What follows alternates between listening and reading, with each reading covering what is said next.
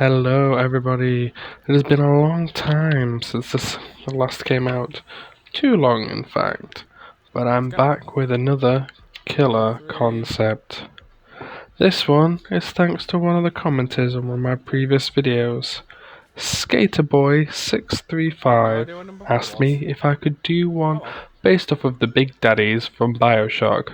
I have to admit, I have enjoyed the BioShock games. I have indeed played 1, 2 and Infinite, although I never played any of the DLC. But since it was requested, and I promised I would do ones requested, let's get right into it with their basic info.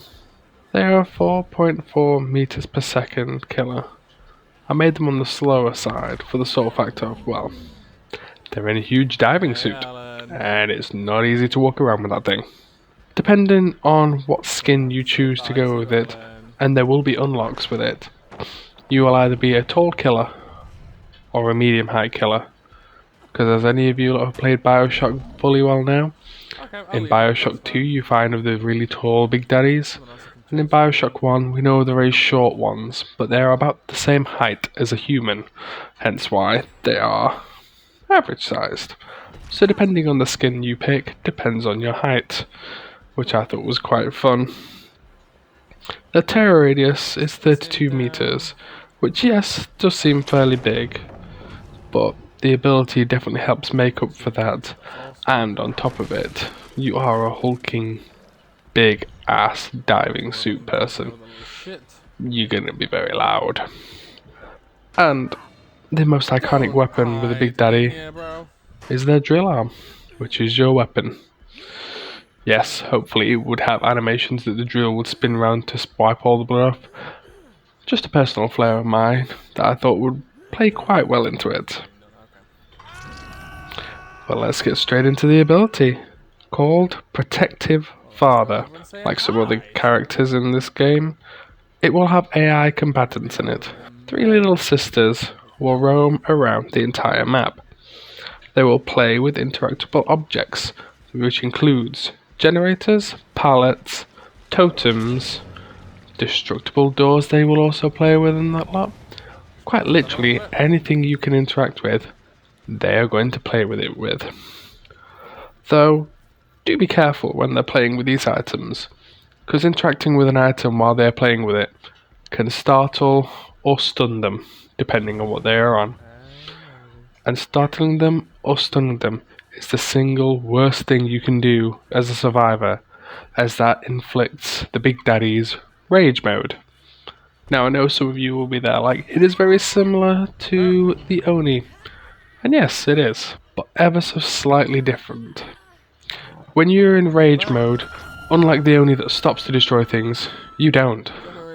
You barrel through them. Generators you run past into get damaged. Walls and pallets get destroyed. If you end up jumping through a vault with it and that lot, you come out the vault almost instantly, still barreling through.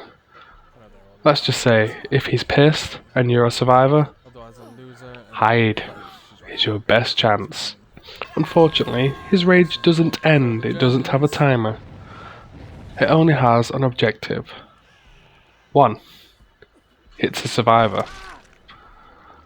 And if they are hit, they are inflicted with a few debuffs, mainly to prevent you from healing and to make it harder to heal. Though, the alternative point is, if you can lure him to one of the little sisters, he ends up being calmed by their presence. So you don't have to get injured, but you definitely have to lead him to where you want him. Think about that before you try to piss him off. Now, some of you are just thinking, we'll just ignore the little sisters and we won't be bothered by them. They will sit on top of generators, and blowing a generator, or even completing one, can and will make those little sisters cry. They don't come back off those generators. In those moments, you will have to be hit to reduce his rage. And the little sisters themselves have an extra added bonus, just for fun. They can attack you with their syringes. If they hit you 3 times, you become exposed. The killer is not alerted to you, but you do become exposed, because that exposed sticks with you until you stun a little sister till you wipe it away. So you can't not attack the little sisters, but you shouldn't attack them. What in the world are you going to do? Especially when you piss off the Big Daddy, your aura is revealed for 20 seconds. So hiding is a great alternative, as long as you didn't piss him off at least. But without further ado, why don't we get into his perks, which I found were quite funny.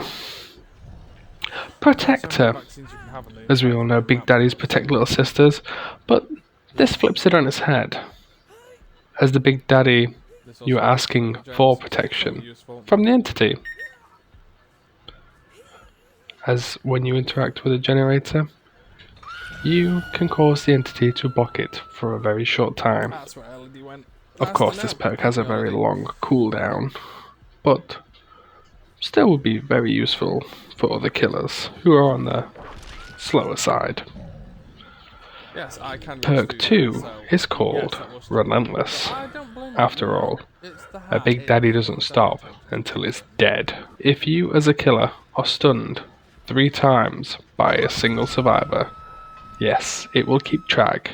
Then the minute you start chasing that survivor, you will get haste and bloodlust 3 instantly. And you will keep that every time you chase that survivor until you hit them.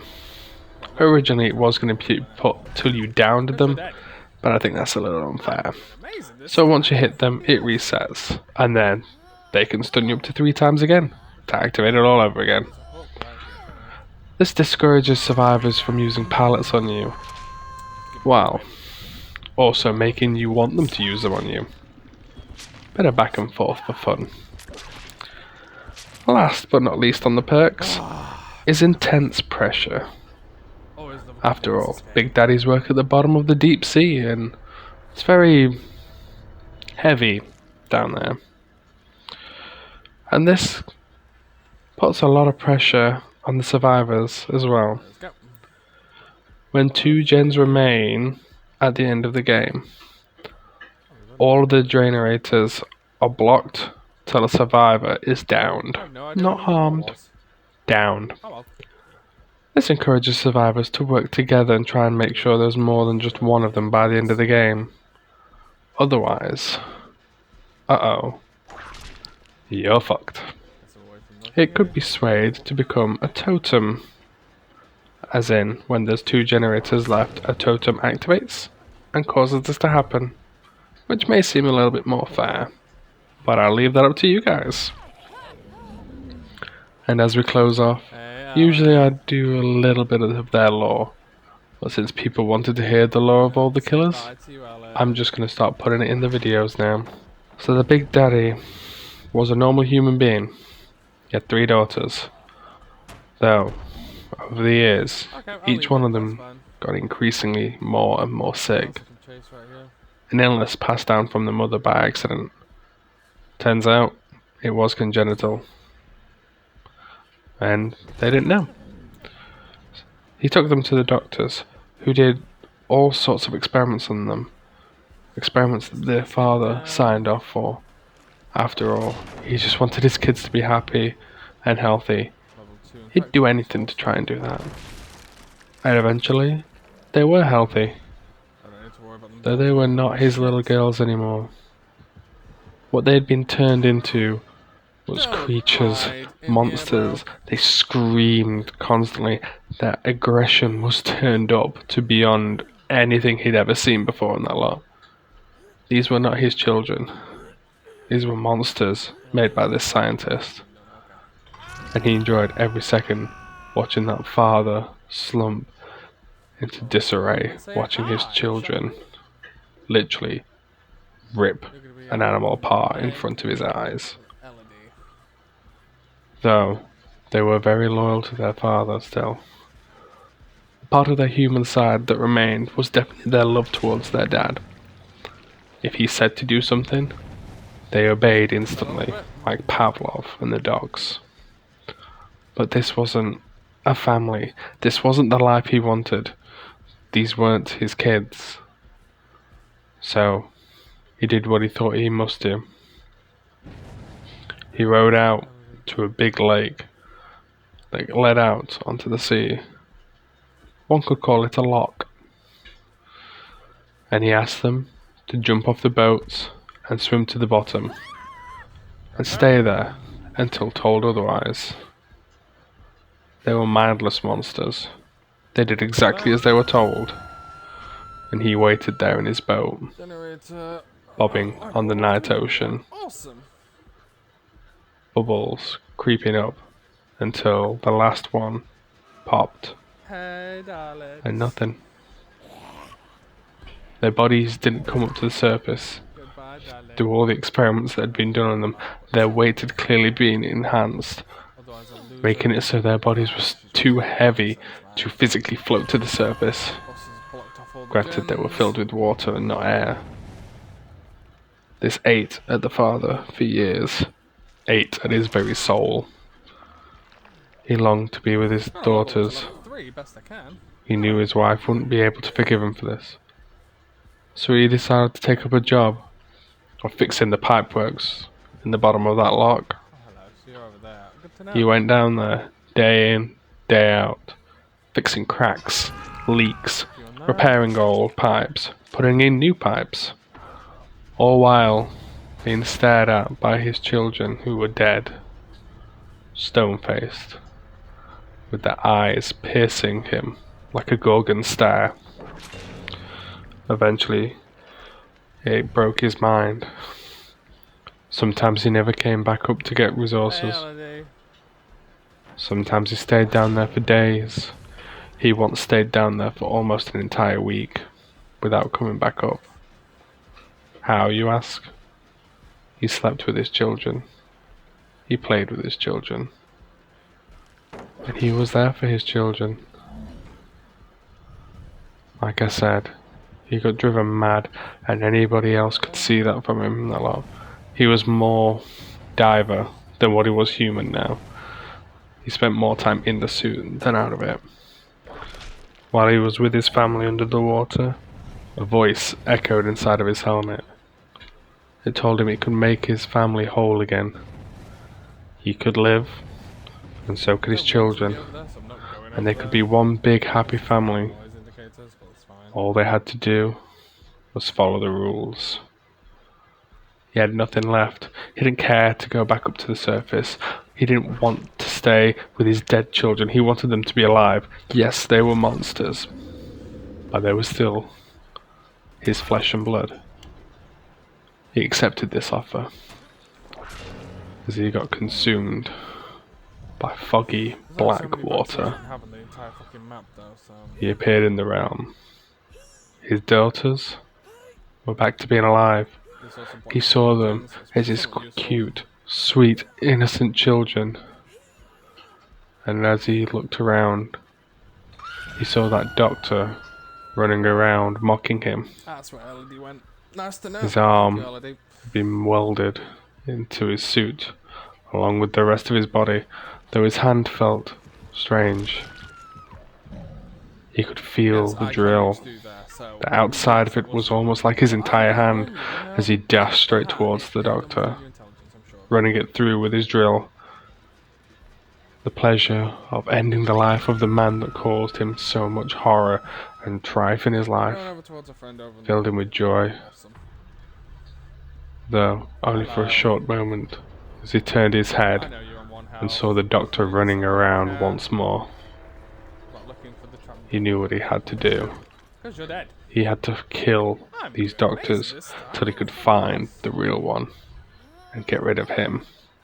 After all, his daughters were back, just the way he remembered, though only through his own eyes. And that, everyone, is the diver. Thank you guys so very much for watching this. I know it has been a long while since I managed to post. I had a lot of stuff going on in my home life, and for that I apologise. And I am aiming to get back on the schedule. I now have set days that I'm going to be making videos, both for this channel and a side project. I also have a streaming day from now on. It is going to be every Saturday. It may not always be Dead by Daylight, especially if I get some good runs and I can get enough footage for a few videos. It may also be other horror games. Currently I'm playing a bit of Fallout 4. So come join me if you're ever interested in seeing more of my content. And don't forget, never mess with a father's child. And the Cerberus knows that very well. Ow!